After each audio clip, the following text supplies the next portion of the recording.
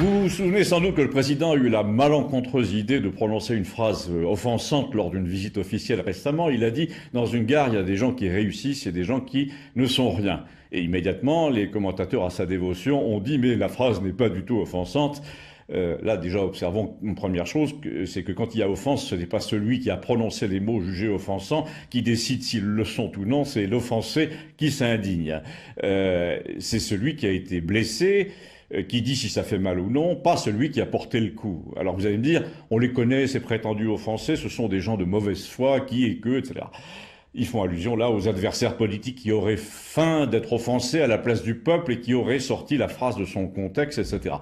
Bon, alors là, j'ai voulu en avoir le cœur net, et comme Macron fournit une grosse part des conversations au bar de Campagnol depuis 3 semaines, sans parler des estivants qui viennent d'arriver, j'ai voulu savoir qui était offensé et pourquoi. Et comme chez nous, il n'y a personne qui soit payé pour être offensé, on peut faire confiance à ce que disent les gens, et le plus lettré d'entre eux, un type qui n'a pas fait d'études, mais qui a lu tous les livres et qui s'appelle Eugène, et qui m'a dit...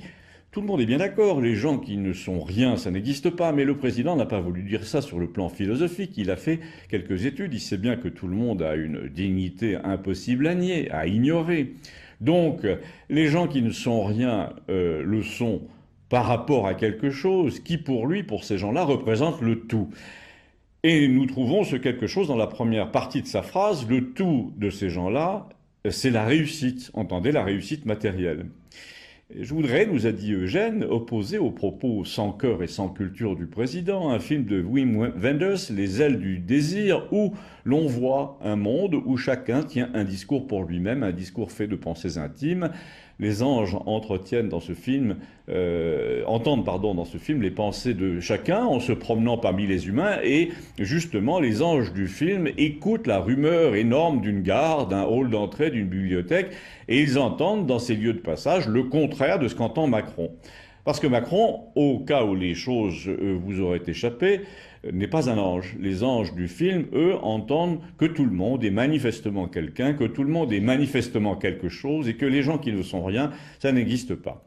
Oui, mais revenons-en à la réussite matérielle. Là, la phrase prend tout son sens, vous allez me dire. Oui, peut-être, mais quand vous regardez le film de Wenders, vous voyez justement que la réussite n'a aucun sens. Et que si elle sert à définir par défaut des gens qui ne sont rien, on préfère essayer de trouver une autre définition qui fait de tout le monde quelque chose ou quelqu'un. Et ça, c'est la morale.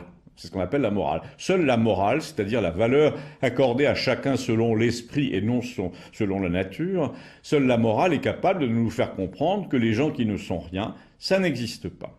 C'est une invention. La première conclusion que j'en tire, et je vous invite à en tirer avec ce monsieur qui m'en parlait, c'est que le président de la République, au moins dans cette phrase, ne fait preuve d'aucune morale, et que, pour la suite, c'est tout de même un peu inquiétant. Et puis la deuxième conclusion, mais là je vous laisse la développer, si vous voulez m'écrire, c'est que nous connaissons tous des gens qui ont réussi et qui ne valent pas grand-chose. Dites-moi ce que vous en pensez, merci.